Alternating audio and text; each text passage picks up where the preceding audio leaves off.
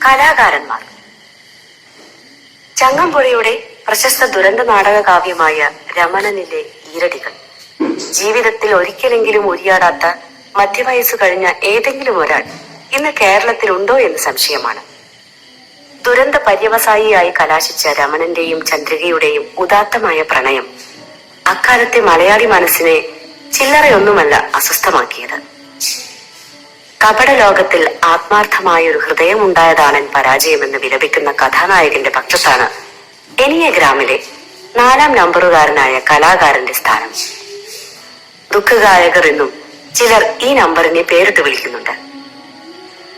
കലാകാരന്മാരുടെയും കവികളുടെയും ശില്പികളുടെയും ഒക്കെ ഇഷ്ട നമ്പറാണിത്. എപ്പോഴും ഉള്ളിലേക്ക് ചികഞ്ഞു നോക്കി ആത്മരതിയിൽ ആനന്ദിക്കുന്നവരാണിവർ. തങ്ങളുടെ വീഴ്ചകൾ ചികഞ്ഞെടുത്ത് അതിനെ സുഖകരമായ ഒരു അസ്വാസ്ഥ്യമായി അനുഭവിക്കാനുള്ള കഴിവ് ഇവർക്കുണ്ട്. ഇവർ പൊതുവെ അവനവനെ പറ്റി അവമതിപ്പുള്ളവരും ആത്മബോധം കുറവുള്ളവരുമായിരിക്കും.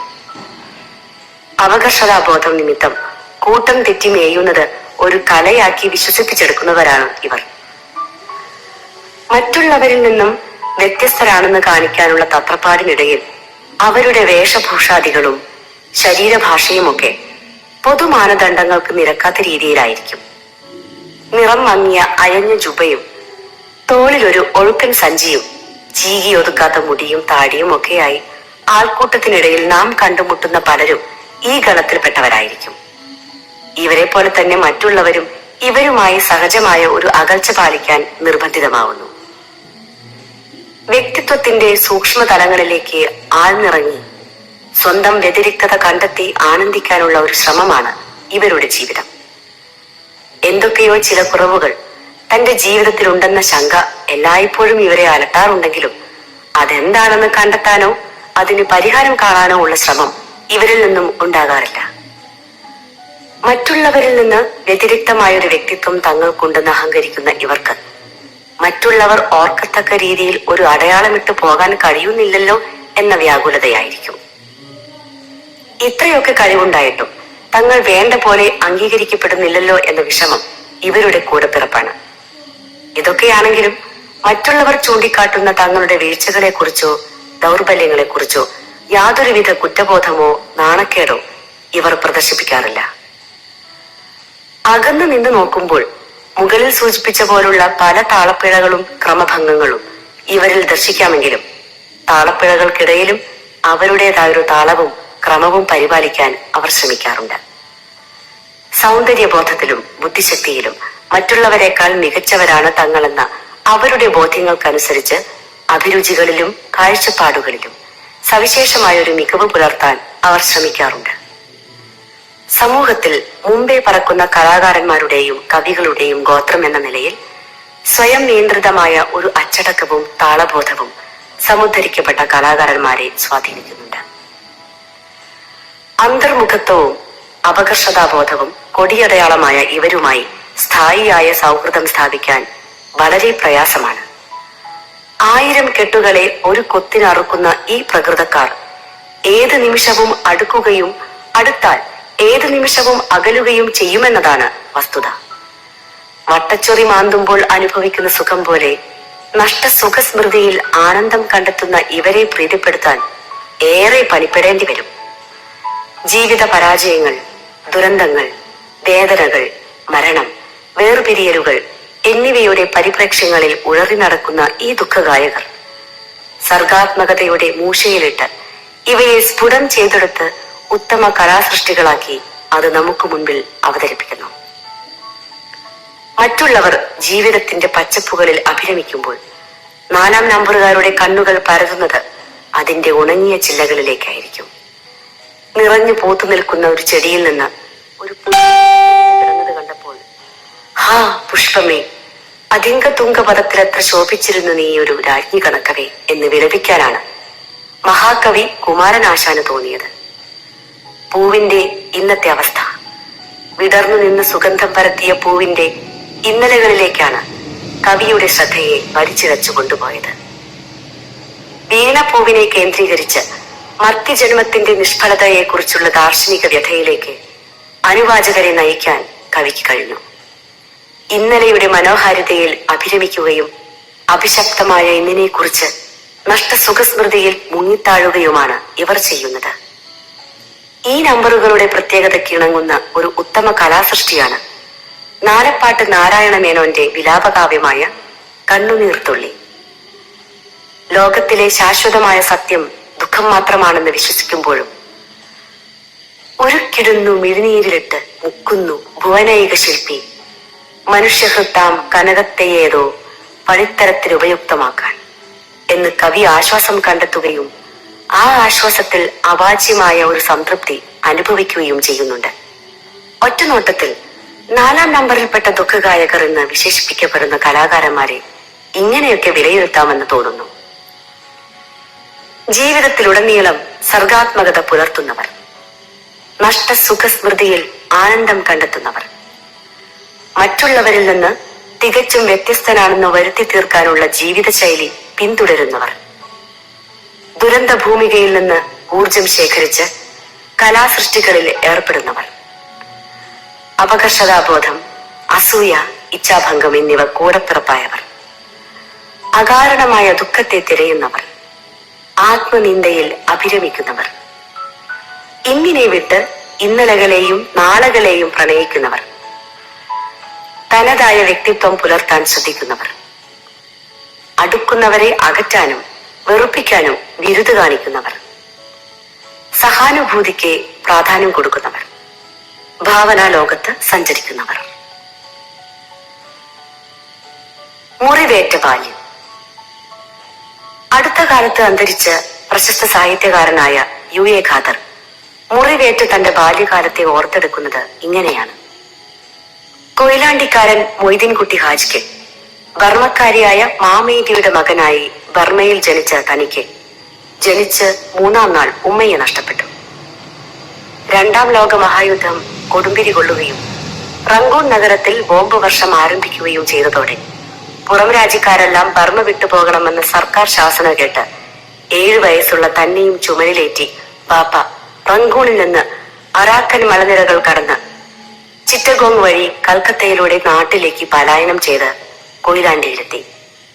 അങ്ങനെ തായ്മൊഴിയും ദേശവും നഷ്ടപ്പെട്ട് ഒറ്റപ്പെട്ട ജീവിതത്തിലേക്ക് തന്റെ ജീവിതം തളയ്ക്കപ്പെട്ടു. രൂപത്തിലും ഭാവത്തിലുമൊക്കെ ഒരു ബർമീസ് ടച്ചുള്ള കൊച്ചു പയ്യനെ നോക്കി അതാ മെപ്പാഞ്ചക്കൻ, മെപ്പാന്തീനി എന്ന ആളുകൾ പരിഹസിച്ചുകൊണ്ടിരുന്നത് ആ കുരുന്നു ഹൃദയത്തെ വല്ലാതെ വേദനിപ്പിച്ചു. ജീവിതത്തിൽ ഇന്നേ വരെ കാണാത്ത ബാപ്പയുടെ 2-ാം ഭാര്യയുമൊത്തുള്ള ജീവിതവും ദേശപരവും ഭാഷാപരവുമായ ഒറ്റപ്പെടലുകളും ഖാദർ എന്ന ബാലനെ ജീവിത സമസ്യകളുടെ പുതിയ അർത്ഥതലങ്ങളിലേക്ക് നയിക്കുകയും അത് സർഗാത്മകമായ സാഹിത്യ രചനകളായി പരിണമിക്കുകയും ചെയ്തു. ബാല്യ കൗമാരങ്ങളിൽ അനുഭവപ്പെടുന്ന ഇത്തരം അന്യഥാബോധങ്ങളുടെ കയ്പുനീർ കുടിച്ചാണ് 4-ാം നമ്പറുകാരായി മാറുന്ന പല കലാകാരന്മാരും സാഹിത്യകാരന്മാരും ജീവിതം ആരംഭിക്കുന്നത്. വ്യക്തിബന്ധങ്ങളിലേറ്റ ഇത്തരം മുറിവുകളാണ് മറ്റുള്ളവരുമായി വൈകാരികമായ ഒരകലം പാലിക്കാനും ഇവരെ നിർബന്ധിതരാക്കുന്നത്. അതേസമയം തിരകൾ തീരത്തെ തേടുന്നത് പോലെ അവാച്യമായ ഒരു സ്നേഹത്തിന്റെ കരസ്പർശമേൽക്കാൻ അവരുടെ അന്തരംഗം ദാഹിച്ചുകൊണ്ടിരിക്കുകയും ചെയ്യുന്നുണ്ട്. വേട്ടപ്പട്ടിയും കറുത്ത കുതിരകളുമാണ് ഇവരുടെ പ്രതീകങ്ങളായി കണക്കാക്കിയിട്ടുള്ളത്. ഏൽപ്പിക്കപ്പെട്ട ചുമതലകൾ നിറവേറ്റപ്പെട്ടിട്ടും തങ്ങൾ വേണ്ട രീതിയിൽ പരിഗണിക്കപ്പെടുന്നില്ല എന്ന അസ്തിത്വപരമായ വ്യഥയാണല്ലോ അവരുടെ വ്യക്തിത്വത്തിന്റെ കാതൽ. കറുത്ത കുതിരകൾ സൗന്ദര്യത്തിന്റെയും ഓമനത്വത്തിന്റെയും പ്രതീകങ്ങളാണ്. സമുദ്ധരിക്കപ്പെട്ട 4-ാം നമ്പറുകാർ ഉടുപ്പിലും നടപ്പിലും വാക്കിലും പ്രവൃത്തിയിലുമൊക്കെ മറ്റുള്ളവരിലേക്ക് സൗരഭ്യം പരത്തിക്കൊണ്ടിരിക്കും. ഋഷിതുല്യമായ അവരുടെ വൈജ്ഞാനിക ഔന്നത്യം സമൂഹത്തിന്റെ സർഗാത്മക ജീവിതത്തിന് മുതൽക്കൂട്ടാണ്. മദ്യത്തിനും മയക്കുമരുന്നിനും അടിമപ്പെട്ട് ജീവിതാന്ത്യം നരകതുല്യമാക്കുകയും അകാലത്തിൽ മരണപ്പെടുകയും ചെയ്ത കലാകാരന്മാരും സാഹിത്യകാരന്മാരും സിനിമാ നടന്മാരും ഗാനരചയിതാക്കളും കേരളത്തിൽ അനവധിയാണ്. ദുഃഖം സഹിക്കാനെന്ന പോലെ തന്നെ സുഖം സഹിക്കാനും നല്ല ആത്മശക്തി വേണം. ഇതില്ലാത്തവർക്ക് മദ്യത്തിനും മയക്കുമരുന്നിനും അടിമപ്പെടുകയോ ആത്മഹത്യയിൽ ജീവിതം അവസാനിപ്പിക്കുകയോ മാത്രമേ ഗതിയുള്ളൂ. കീഴ്പോട്ട് പതിക്കുന്ന 4-ാം നമ്പറുകാരുടെ അവസ്ഥയും ഇങ്ങനെയൊക്കെ തന്നെയാണ്. സ്ത്രീയിലോ പ്രകൃതിയിലോ മദ്യത്തിലോ മയക്കുമരുന്നിലോ ഉള്ള ഏതെങ്കിലും വിധത്തിലുള്ള അഡിക്ഷൻ ചിലരിൽ കണ്ടുവരാറുണ്ട്. താഴ്ന്ന പടിയിലുള്ള 4-ാം നമ്പറുകാരുടെ കെട്ടിപ്പടുക്കപ്പെട്ട കപട വ്യക്തിത്വങ്ങൾ വേണ്ട സമയത്ത് പ്രദർശിപ്പിക്കാനാവാതെ അവർ അഴകിയ രാവണന്മാരായി മാറുന്ന കാഴ്ചയും കണ്ടുവരാറുണ്ട്. വിചാരിച്ച പദ്ധതികൾ നടപ്പിലാവാതെ വരുമ്പോൾ അവർ ആത്മനിന്ദിതരും കുറ്റബോധമുള്ളവരുമായി മാറും. ലോകത്ത് ഒറ്റപ്പെട്ടു പോയിക്കൊണ്ടിരിക്കുകയാണെന്ന ഒരു ബോധം അവരെ സദാ അലട്ടിക്കൊണ്ടിരിക്കും. സമൂഹത്തോട് പുച്ഛഭാവം പുലർത്തുന്ന ഇവർ തന്റെ ചിന്താഗതികൾ അനുസരിച്ച് ചലിക്കാത്ത സമൂഹത്തെ സദാ കുറ്റപ്പെടുത്തിക്കൊണ്ടിരിക്കും. സഹായിക്കാൻ വരുന്നവരെ പോലും സദാ അകറ്റി നിർത്താനുള്ള ഒരു പ്രവണത ഇവരിൽ അന്തർലീനമായിരിക്കും. ജീവിതത്തോടുള്ള നിരാശ സ്ഥായി ഭാവമായി മാറുമ്പോഴാണ് ഇവർ മദ്യത്തിനും മയക്കുമരുന്നിനും അടിമപ്പെട്ടു പോകുന്നവരും ആത്മഹത്യയിൽ അഭയം പ്രാപിക്കുന്നവരുമായി മാറുന്നത്.